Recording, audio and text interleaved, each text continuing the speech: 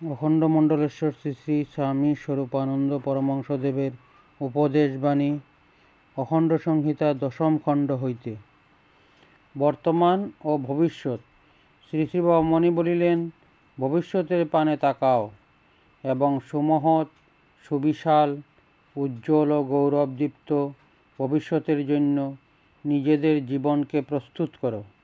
শুধু ভবিষ্যতের সুখ স্বপ্ন দেখলেই চলবে না, সেই স্বপ্নকে সত্য পরিণত করতে হবে।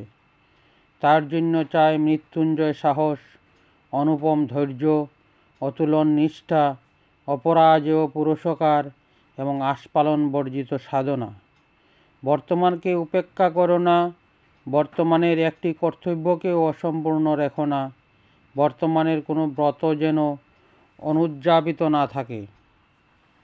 কিন্তু তোমার সকল সিদ্ধি, তোমার সকল প্রাপ্তি, তোমার সকল পূর্ণতা, তোমার সকল চরিতার্থতা ভবিষ্যতের বিশাল জঠরেই যে ভ্রূণাবস্থায় রয়েছে, এই কথা বিশ্বাস করো। বর্তমানকে যতখানি কাজে লাগাবে, ভবিষ্যৎ ততখানি সত্য হয়ে ফুটে উঠবে।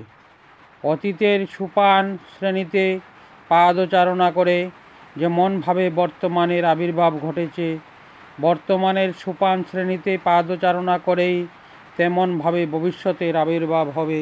কিন্তু অতীত তোমার করায়ত্ত নয়, বর্তমান তোমার আয়ত্তেরই ভিতর।